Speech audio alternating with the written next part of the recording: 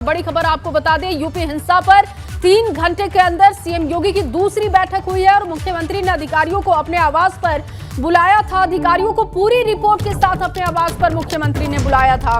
थोड़ी देर में सीएम आवास पर बैठक होगी और अपर मुख्य सचिव गृह DGP ADG law and order meeting में मौजूद। बड़ी खबर इस वक्त आपको दे रहे हैं, यूपी हिंसा पर 3 घंटे के अंदर सीएम योगी की ये दूसरी बैठक है। बड़ी जानकारी मिल रही है, यूपी हिंसा पर 3 घंटे के अंदर सीएम योगी की दूसरी बैठक और मुख्यमंत्री ने अधिकारियों को अपने आवास पर बुलाया और आपको बताया कि अधिकारियों को पूरी रिपोर्ट के साथ अपने आवास पर बुलाया है सीएम ने कि पूरी रिपोर्ट चाहिए। थोड़ी देर में सीएम आवास पर बैठक होने वाली है। साथ ही आपको यह भी बता दें कि अपर मुख्य सचिव गृह DGP ADG law and order बैठक में मौजूद थे। शाम को जो बैठक हुई थी और अब आपको बता दें कि ये दूसरी बैठक है। शाम को एक बैठक हुई और बैठक में सीएम ने साफ निर्देश दिए कि सख्ती से निपटना है, किसी को भी बख्शना नहीं है। जिन्होंने माहौल को खराब करने की कोशिश की है, जल्द से जल्द वो गिरफ्त में होने चाहिए। और अब ताजा अपडेट ये है, बड़ी खबर ये मिल रही है कि थोड़ी देर में एक और बैठक होने वाली है। तमाम आला अधिकारी इस बैठक में होंगे, लेकिन सीएम ने साफ आदेश दिया है कि पूरी रिपोर्ट के साथ आना होगा। यूपी हिंसा पर 3 घंटे के अंदर सीएम योगी की यह दूसरी बैठक है। मुख्यमंत्री ने अधिकारियों को अपने आवास पर बुलाया है और साथ ही साथ आदेश ये भी है कि पूरी रिपोर्ट के साथ पहुंचे। अधिकारियों को पूरी रिपोर्ट के साथ बुलावा भेजा गया है। थोड़ी देर में सीएम आवास पर बैठक होने वाली है। उधर यूपी में आज हुई हिंसा को लेकर 122 उपद्रवी गिरफ्तार किए गए हैं। प्रयागराज हिंसा में अब तक आरोपियों की गिरफ्तारी हो चुकी है। एडीजी जोन प्रेम प्रकाश ने 22 गिरफ्तारियों की पुष्टि कर दी है। इसके साथ ही बड़ी जानकारी आपको यह भी दे दें कि सहारनपुर से 45 लोगों की गिरफ्तारी हुई है। हाथरस में 24 उपद्रवियों की गिरफ्तारी हो चुकी है। अंबेडकर नगर से 23 हिंसा के आरोपियों की गिरफ्तारी हो चुकी है। तो आंकड़ा 122 तक पहुंच चुका है। सहारनपुर से 45, हाथरस से 24 उपद्रवियों की गिरफ्तारी हो चुकी है। यूपी के कई शहरों में आज जुमे की नमाज के बाद जो बवाल हुआ, उसके बाद मुख्यमंत्री योगी आदित्यनाथ ने अधिकारियों के साथ बैठक की और सख्त निर्देश दिए हैं कि जिन्होंने भी इस पूरे बवाल में जो शामिल हुए उन लोगों के खिलाफ कड़ी कार्रवाई की जाए। अलग अलग जिलों में अब तक कई गिरफ्तारियां हो चुकी हैं। क्या कुछ अभी हो रहा है अलग अलग जिलों में, इस पर बात करने के लिए ADG law and order Prashant Kumar ji हमारे साथ हैं। प्रशांत जी, ये किस तरीके से अभी क्या गिरफ्तारियां कितनी हुई हैं? अभी तक 116 व्यक्तियों की गिरफ्तारी विभिन्न जनपदों से हो चुकी है। कुछ जनपदों में कुछ व्यक्तियों के द्वारा जानबूझ के इस तरह की शांति व्यवस्था, लोक व्यवस्था भंग करने की कार्रवाई की गई है। उनकी पहचान हो चुकी है। उनके विरुद्ध संगीन धाराओं में अभियोग पंजीकृत किए जा रहे हैं। इनके विरुद्ध गैंगस्टर की भी कार्रवाई करेंगे। इनकी संपत्ति को भी हम कुर्क करेंगे तथा जो भी पब्लिक और पब्लिक या प्राइवेट प्रॉपर्टी को जो जिन्होंने डैमेज किया है उसकी क्षतिपूर्ति की वसूली भी करेंगे। इसके साथ साथ हम इन पर रासुका की भी कार्रवाई करेंगे और जो लोग जानबूझ के और पुलिस तथा जिला प्रशासन के अथक प्रयासों के बावजूद इस तरह की घटना को अंजाम दे रहे हैं, उनके विरुद्ध कठोरतम कार्रवाई अमल में लाई जाएगी। क्या कोई साजिश रची गई क्या? क्योंकि एक शहर में नहीं हुआ, कई जिलों में हुआ और पूरे देश में हुआ। क्या कुछ पहले से प्लान था ये? मैं अन्य जगहों के बारे में नहीं बता सकता, लेकिन उत्तर प्रदेश के जो राजस्व के 75 जनपद हैं उसमें से केवल 3 या 4 जनपदों में ऐसी बात हुई है जिसको पुलिस ने बहुत ही बहादुरी से और बहुत ही अल्प समय में स्थिति को कंट्रोल किया है और कोई भी जान माल की हानि नहीं होने दी। बीते हफ्ते कानपुर में हुआ, फिर इस हफ्ते जब शुक्रवार हुआ जुमे की नमाज हुई तब प्रयागराज हो गया, सहारनपुर हो गया। यानी आप लोगों ने वहाँ तो कड़ी कार्रवाई की, लेकिन उससे मैसेज नहीं जा रहा है क्या? कुछ नहीं, मैसेज जा रहा है, लेकिन ये जो लोग शरारती तत्व हैं जो जानबूझ के शांति व्यवस्था को भंग करना चाहते हैं उनको बहुत सी सख्ती से निपटने के निर्देश दिए गए हैं फील्ड के ऑफिसर्स को। क्या कुछ ऐसा करेंगे इस बवाल के बाद कि अगले हफ्ते या उसके अगले हफ्ते ऐसी चीज़ें ना हो किसी भी ज़िले में? नहीं, ऐसी व्यवस्थाएं की जाएंगी। लगातार हमारी वार्ता भी चल रही है और लोगों को बताया जा रहा है, उसके बड़े सार्थक परिणाम भी आ रहे हैं। और लेकिन जो लोग जानबूझ के ऐसी परिस्थितियां पैदा करते हैं उनके विरुद्ध कार्रवाई भी की जाएगी। ऐसे वामपंथी संगठनों की भी इन्वॉल्वमेंट सामने आई क्या? क्योंकि प्रयागराज में तो वहाँ पर पुलिस अफसर कह रहे हैं।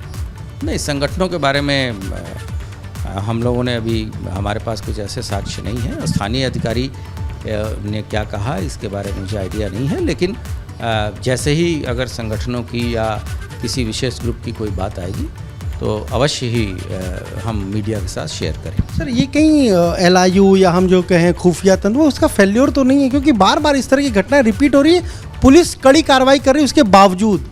जी नहीं, ये पूरी सूचनाएं थी और उसके कारण ही व्यवस्थाएं मुकम्मल की गई थी, फोर्स का डिप्लॉयमेंट किया गया था। लेकिन कुछ शरारती तत्व जो कि बाज नहीं आ रहे हैं, अब उनके विरुद्ध हम लोग बहुत ही सख्त कार्रवाई अमल में लाएंगे। विदेश से तो साजिश नहीं रची जा रही, इंटरनेट कॉल या इंटरनेट के जरिए, क्योंकि यहाँ तो आप सब पर निगरानी रख रहे हैं। ये सभी चीज़ें अभी विवेचना से आएंगी और ये सघन जांच का विषय है। जब चीज़ें खुल के आएंगी तो हम शेयर करेंगे। तो ये आपने सुना, क्या कहना है उत्तर प्रदेश के DG लॉ एंड ऑर्डर साफ तौर पर कह रहे हैं कि कार्रवाई की जा रही है। 116 लोगों को गिरफ्तार किया है। यूपी के 3 से 4 शहरों में ही इस तरह आज बवाल हुआ है, लेकिन वो साफ तौर पर कह रहे हैं कि जो कार्रवाई करेंगे वो ऐसी नज़ीर होगी कि इस तरह का बवाल करने वाले आगे बवाल करने से खुद को रोकेंगे। कैमरा जितिन के साथ अनुभव शुक्ला, AP गंगा, लखनऊ। और चलिए इस बीच आपको बड़ी खबर दे दें, यूपी हिंसा पर 3 घंटे के अंदर सीएम योगी की दूसरी बैठक शुरू हो चुकी है। ताजा अपडेट ये है कि बैठक शुरू हो चुकी है। मुख्यमंत्री ने अधिकारियों को अपने आवास पर बुलाया है और इस वक्त वहां पर बैठक शुरू हो चुकी है। अब से थोड़ी देर पहले हमने आपको बताया था कि पूरी रिपोर्ट के साथ अधिकारियों को बुलाया गया है, लेकिन अब बैठक वहां पर शुरू हो चुकी है। अधिकारियों को पूरी रिपोर्ट के साथ आवास पर बुलाया गया था। अपर मुख्य सचिव गृह, DGP, ADG law and order, तमाम बड़े अधिकारी इस वक्त बैठक में पहुंचे हुए हैं। और देखिए 3 घंटे के अंदर ये दूसरी बड़ी बैठक है, तो आप समझ सकते हैं कि गंभीरता कितनी है सरकार की, क्योंकि सीएम योगी ने पहले ही सख्त निर्देश के लिए आदेश दे चुके थे और अब ये सख्त कार्यवाही के जो आदेश हैं, अब ये अगला एक्शन सीएम का क्या होगा ये देखना होगा, क्योंकि रात के 10 बजे के बाद अगर बैठक हो रही है तो आप गंभीरता समझ सकते हैं। हिंसा के बाद से एक्शन में है सरकार, योगी सरकार, और अब ये जो बैठक हो रही है 3 घंटे के अंदर दूसरी बड़ी बैठक है। सीएम आवास पर बैठक इस वक्त चल रही है। ताजा अपडेट आपको दे रहे हैं। तमाम बड़े जो अधिकारी हैं वो वहां पर पहुंचे हैं। अपर मुख्य सचिव गृह हैं और इसके अलावा DGP है, ADG लॉ एंड ऑर्डर है। मीटिंग में तमाम ये बड़े अधिकारी पहुंचे। इससे पहले भी जब बैठक हुई थी तो यहां पर तमाम बड़े अधिकारी पहुंचे हुए थे और अब जानकारी इस बात की है कि सीएम आवास पर अधिकारियों के साथ बैठक शुरू हो चुकी है। हिंसा पर सीएम योगी काफी सख्त हैं। उन्होंने बहुत साफ लफ्जों में कहा है, बहुत ही साफ शब्दों में कहा है कि किसी को भी बख्शा नहीं जाएगा जिन्होंने माहौल खराब करने की कोशिश की या जिन लोगों ने इन्हें अपना समर्थन दिया, इन्हें उकसाया, ऐसे लोगों पर भी कार्रवाई होगी। कानपुर हिंसा के बाद भी पोस्टर चस्पा करते हुए कई गिरफ्तारियां की गई थी और आज के दिन की तस्वीरें भी एक तरफ आप देख रहे हैं किस तरीके से पत्थरबाजी की गई, किस तरीके से आगजनी की घटनाओं को अंजाम दिया गया। और इसके बाद अब सीएम योगी काफी सख्त दिखाई दे रहे हैं और 3 घंटे के अंदर दूसरी बैठक फिर से शुरू हो चुकी है। मेरे सहयोगी अनुभव शुक्ला इस वक्त ज्यादा जानकारी के साथ लखनऊ से जुड़ चुके हैं। अनुभव, बैठक सीएम आवास पर चल रही है, क्या अपडेट है इस वक्त? देखिए, बिल्कुल जिस तरीके से आज जब नमाज के बाद कई जगहों पर हिंसा हुई है, खासतौर से उत्तर प्रदेश के 10 ऐसे जिले हैं जहां पर उपद्रवियों ने बवाल किया और ऐसा लगता है कि पूरा प्लान वे में उन्होंने ये तैयारी की थी। क्योंकि आप देखिए प्रयागराज की जो तस्वीरें आई, सहारनपुर की जो तस्वीरें आई, मुख्यमंत्री ने इस पर साफ तौर पर अधिकारियों को निर्देश दिए हैं कि कड़ी कार्रवाई की जाए। एक बैठक उन्होंने पहले की, क्योंकि जब वो पहुंचे यहाँ पर गोरखपुर से, उसके बाद उन्होंने बैठक की, अधिकारियों को सख्त निर्देश दिया और उसके बाद एक बैठक अभी बुलाई जो तकरीबन अगर हम कहें तो 15 मिनट पहले ही शुरू हुई है मुख्यमंत्री आवास 5KD पर, और इसमें ACS होम भी पहुंचे हुए हैं, DGP को बुलाया है, ADG लॉ एंड ऑर्डर को बुलाया है। इसके अलावा अगर हम कहें जो खुद कुछ गृह विभाग के अफसर हैं, जो पुलिस प्रशासन के बड़े अफसर हैं, उनको बुलाया है और पूरी रिपोर्ट के साथ बुलाया है। पूछा है कि कहाँ से क्या क्या रिपोर्ट आई है। 116 लोग अब तक गिरफ्तार किए गए हैं। सबसे ज़्यादा सहारनपुर में गिरफ्तारी हुई है, प्रयागराज में गिरफ्तारी हुई है, इसी तरह जो अन्य जिले हैं वहाँ पर भी गिरफ्तारियाँ हुई हैं। कहीं पर 12 गिरफ्तारी हुई है, कहीं पर 16 गिरफ्तारी हुई। लेकिन ADG लॉ एंड ऑर्डर से हमने खुद आज बात की, अभी थोड़ी देर पहले हम पहुंचे और हमने उनसे पूछा कि आखिर क्या वजह है, क्या इसका कोई इनपुट नहीं था पहले से, या फिर ये प्लान वे में सारी चीज़ें हो रही हैं? तो उन्होंने कहा कि देखिए, ये तो पता था कि आज जब जुम्मे की नमाज होगी तो इस तरह की दिक्कत हो सकती है, इसीलिए पूरे प्रदेश में अलर्ट जारी किया गया था। मस्जिदों के बाहर अगर हम कहें तो वहाँ पर पुलिस बल की तैनाती भी की गई थी, और ये पूरे प्रदेश में किया गया था, 75 जिलों में किया गया था। लेकिन ये केवल यूपी में नहीं हुआ है, बल्कि देश के अलग अलग राज्यों में, अलग अलग शहरों में आज इस तरह की तस्वीर सामने आई है। हमने उनसे ये भी पूछा कि कहीं ऐसा तो नहीं है कि विदेश से कोई साजिश रची गई हो, क्योंकि जब वहाँ पर आपको इंटरनेट कॉल करते हैं या फिर इंटरनेट के जरिए मैसेज भेजते हैं तो वो कई बार अगर हम कहें तो इनक्रिप्ट नहीं होता है, यानी वो पकड़ में नहीं आता है। ऐसा तो कुछ नहीं हुआ इस पूरी साजिश को रखने के पीछे। उन्होंने कहा कि ये सारी चीज़ें जो है वो जांच का विषय है और जांच के बाद ही चीज़ें सामने आएंगी। लेकिन अब तक 116 लोगों की गिरफ्तारी हो चुकी है इन शहरों में, और अभी और लोगों की गिरफ्तारी की जा रही है। खासतौर से जो फुटेज है, जो वीडियो है, उसके आधार पर ये गिरफ्तारियां की जा रही है। साफ तौर पर अनुभव ये नंबर बढ़ेगा, क्योंकि अब देखिए 3 घंटे के अंदर ये दूसरी बड़ी बैठक हो रही है, तमाम अधिकारी इसमें मौजूद हैं, तो सख्ती कितनी ज्यादा है सरकार की ये समझा जा सकता है। बहुत शुक्रिया अनुभव आपका तमाम जानकारी के लिए, अपडेट के लिए। और चलिए आगे बढ़ेंगे, बड़ी खबर आपको दे दे। प्रयागराज हिंसा मामले में पुलिस को 10 लोगों की तलाश है। प्रयागराज हिंसा में 10 लोगों की भूमिका संदिग्ध पाई गई है। पुलिस को अली अहमद इमाम अटाला बड़ी मस्जिद की तलाश है। शाह आलम प्रयागराज जिला अध्यक्ष AIMIM की भी तलाश है। उमर खालिद है इस्लामिक एक्टिविस्ट, इसकी तलाश हो रही है। सारा अहमद जो कि आस्था कार्यकर्ता हैं, उनकी तलाश है। आशीष मित्तल वामपंथी नेता, तलाश हो रही है। जावेद अहमद उर्फ पंप सोशल एक्टिविस्ट हैं, तलाश इनकी भी हो रही है। और मोइनुद्दीन स्थानीय पार्षद है, इनकी तलाश की जा रही है। अली अहमद CAA एक्टिविस्ट है, इनकी भी तलाश हो रही है। समाजवादी पार्टी के कुछ स्थानीय पदाधिकारियों की भी तलाश पुलिस को है। कुल मिलाकर 10 नाम जो सामने आए हैं जिनकी भूमिका संदिग्ध पाई गई है, और इन सभी की तलाश हो रही है। बहुत जल्द एक्शन होगा सभी पर, लेकिन प्रथम दृष्टया जो अभी जानकारी है उसके हिसाब से 10 को लिस्टिंग की गई है, और अब इन 10 लोगों की तलाश हो रही है। तो प्रयागराज में आज जुम्मे की नमाज के बाद जमकर पत्थरबाजी और हिंसा हुई। कई इलाकों में आगजनी और बवाल हुआ। और अब 4 तस्वीरें आपको दिखा रहे हैं। ये देखिए 4 तस्वीरें जो है प्रयागराज की हैं, अलग अलग जगहों की हैं। सड़क पर पत्थरबाजी की घटनाएं जब हुई, सड़क पर जब पत्थरबाज रहे उस वक्त की तस्वीरें, नमाज के बाद जब हंगामा हुआ उस वक्त की तस्वीर आप देख रहे हैं। पुलिस पर पत्थर बरसाए गए, देसी बम बरसाए गए, उस वक्त की तस्वीरें आपके सामने हमने रखी है। इसके अलावा पत्थरबाज आगे और कैसे पुलिस पीछे भाग रही है जान बचाने के लिए, वो तस्वीर भी आप देख सकते हैं। तो जिस तरीके की हिंसा कानपुर में हुई थी, कुछ कमोबेश वैसी ही स्थिति आज प्रयागराज में देखने को मिली। जुम्मे की नमाज के बाद पत्थरबाज सड़कों पर उतरे और पत्थर बरसाकर गलियों में भाग जाते थे और देसी बम तक फेंके गए। आप समझ सकते हैं कि कितनी प्लानिंग की गई थी आज के दिन के लिए।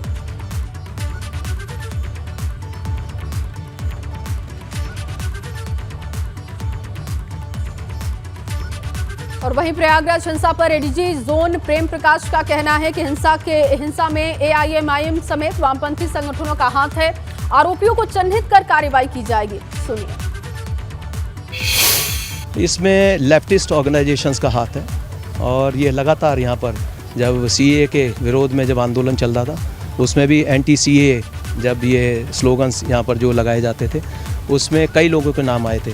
वो लगातार सर्विलांस पर हैं। उन लोगों के आज भी हमने काफ़ी सारे इंटरसेप्ट पकड़े हैं कि जो उन्होंने जिस तरह की अपील की है, सोशल मीडिया में गए हैं। तो ऐसे सभी लोगों पर कार्रवाई की जाएगी। और काफ़ी सारे लोग ऐसे हैं जो बिल्कुल चिन्हित हैं, उनको पाबंद भी कराया गया है, लेकिन उन्होंने ये जो मुचल के थे उनका उल्लंघन किया है। उन सब से जो जमानत की राशि है और जो विधिक कार्रवाई है वो सब की जाएगी। और आज सिर्फ प्रयागराज ही नहीं बल्कि मुरादाबाद, हाथरस, सहारनपुर के देवबंद और अंबेडकर नगर समेत कई जिलों में प्रदर्शन और नारेबाजी के साथ ही हंगामे की तस्वीरें सामने आई, जिसके बाद हालात को काबू करने के लिए प्रशासन को एड़ी चोटी का जोर तक लगाना पड़ा। ये देखिए तस्वीरें आपको दिखा रहे उत्तर प्रदेश के अलग अलग जगहों की। मुरादाबाद की तस्वीर आप देख रहे हैं, प्रदर्शनकारियों पर लाठीचार्ज पुलिस को करनी पड़ी उस वक्त की तस्वीरें। सहारनपुर की आप तस्वीर देखिए किस तरीके से सड़कों पर पत्थरबाज उतर गए। देवबंद में पुलिस पर पथराव किया गया। नमाज के बाद नारेबाजी की गई फिरोजाबाद में, तस्वीर आप देख रहे हैं। हाथरस की भी तस्वीर देखिए, सिकंदरा राव में पुलिस पर पथराव किया गया। तो सिर्फ प्रयागराज ही नहीं बल्कि उसके अलावा भी कई जगहों पर पत्थरबाजी और हंगामे की तस्वीरें आज देखने को मिली। और इधर मुरादाबाद में जुम्मे की नमाज के बाद उपद्रव करने वालों में 7 को गिरफ्तार किया गया है। 10 लोग नामजद हैं। 80 अज्ञात के खिलाफ मुकदमा दर्ज है।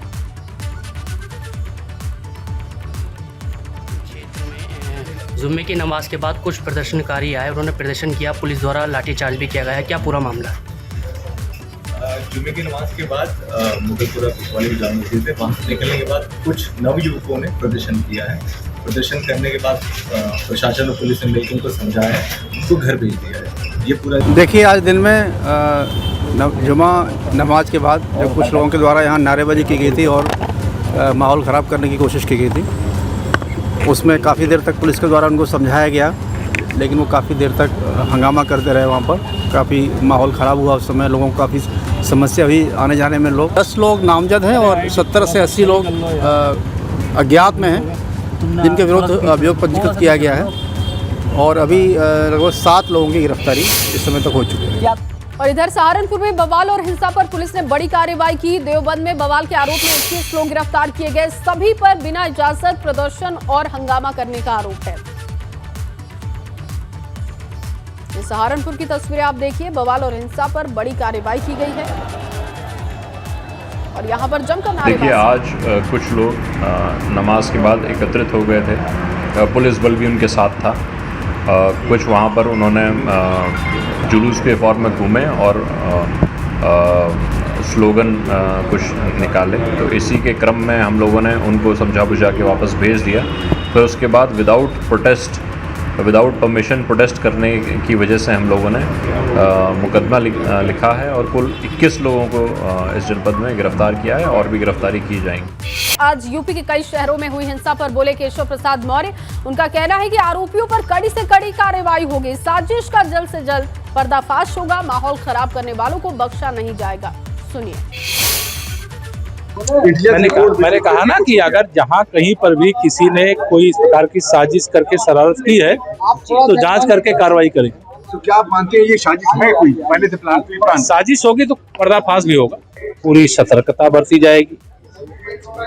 जो माहौल खराब करने की कोशिश करेंगे, जांच करके उनके खिलाफ कठोरतम कार्रवाई की जाएगी। उत्तर प्रदेश दंगा मुक्त प्रदेश था, है और रहेगा। इसे कोई दंगा ग्रस्त करने की कोशिश करेगा तो वह ध्यान रखे कि कानून उसके खिलाफ कठोरता से निपटे। और इधर संभल से सांसद शफीकुर रहमान बर्क का कहना है कि ये जो हिंसा हो रही है, ये लोग अपने जज्बात के हिसाब से कर रहे हैं। ये बंद क्यों नहीं हो रहा, इस पर सरकार को सोचना चाहिए। नुपुर शर्मा को अब तक क्यों नहीं गिरफ्तार किया? समाजवादी पार्टी से लोकसभा सांसद शफीकुर रहमान बर्क साहब हैं हमारे साथ। बुजुर्ग हैं, आप गार्जियन भी हैं। जो कुछ भी देश में हो रहा है, आज पूरे देश में एक तरीके से लोग सड़कों पर उतर रहे हैं। ख़ासतौर से यूपी में आज 4 से ज़्यादा ज़िलों में पत्थरबाजी हुई है। प्रयागराज में पत्थरबाजी हुई है, सहारनपुर में हुई है, मुरादाबाद में, फिरोज़ाबाद में। तो क्या माहौल आप देख रहे हैं? देखिए, ये माहौल आज नहीं बन गया। ये गवर्नमेंट की पॉलिसी में ये नफ़रत की जो पॉलिसी है, उस पॉलिसी के असरात हैं। हम चाहते हैं कि गवर्नमेंट इसको संजीदगी से अभी तक नहीं सोच रही। सोचे, अगर हमारी मांग, मुसलमानों की ये मांग थी कि उनको फ़ौरन गिरफ्तार करके बंद किया जाए दोनों को, तो क्यों नहीं बंद किया गया? इसमें क्या परेशानी हो रही है? आज ये सब कुछ हो रहा है सिर्फ नवीन शर्मा और जिंदल की वजह से हो रहा है। हाँ, तो इनको क्या बंद करने में क्या सिर्फ यही सलाह होगी इतने बड़े हादसे की, जिसका कि सारा वर्ल्ड हिल गया हो? तो उसको उनके आप बंद भी नहीं कर सकते, उनके खिलाफ कोई कार्रवाई नहीं कर सकते।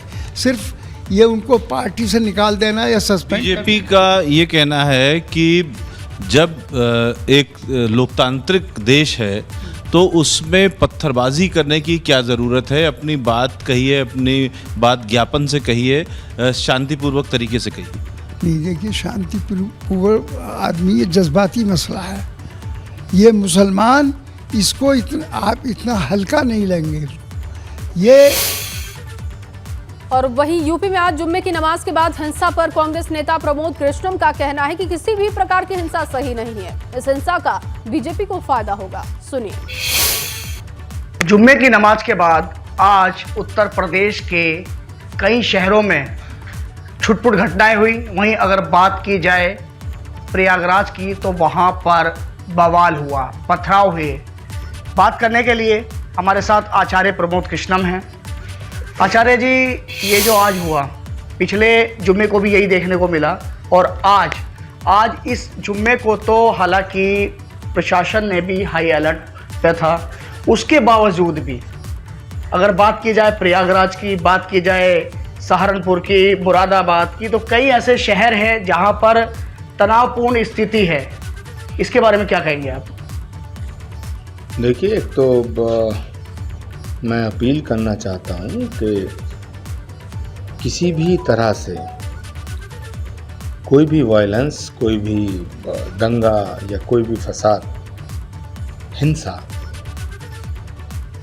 प्रदेश के लिए और देश के लिए ठीक नहीं है। किसी भी तरह की हिंसा का समर्थन नहीं किया जा सकता है। जहाँ तक उत्तर प्रदेश का ये आज का जो माहौल है, बड़ा तनावपूर्ण है और मैं चाहूँगा कि सभी धर्मों के मानने वाले बड़ी समझदारी से, संयम से काम लें। आचार्य जी, एक बयान जिस पर माफ़ी तक मांग ली गई, लेकिन उसके बावजूद भी कुछ लोग शांत बैठने को तैयार नहीं। उन लोगों के बारे में क्या सोचते हैं आप, क्या कहते हैं? देखिए, मैं ये कहना चाहता हूँ कि किसी की भी धार्मिक भावनाओं को ठेस पहुँचाने का अधिकार किसी को नहीं है। किसी भी बयान से अगर किसी को ठेस पहुंचती है तो ये ठीक नहीं है। जो बयान बीजेपी की प्रवक्ता का है वो बहुत गलत है, उसकी घोर निंदा की जानी चाहिए और की भी जा रही है। लेकिन वायलेंस किसी भी समस्या का समाधान नहीं है। देखिए, आचार्य प्रमोद कृष्णम हमारे साथ थे। उनका साफ तौर पे ये कहना है कि हिंसा नहीं होनी चाहिए और माफ़ी सबसे बड़ा एक कहा जाए कि उसे माफ़ी अगर कोई मांगता है तो उसे दे देनी चाहिए। गाजियाबाद से एबीपी गंगा के लिए मैं शक्ति सिंह।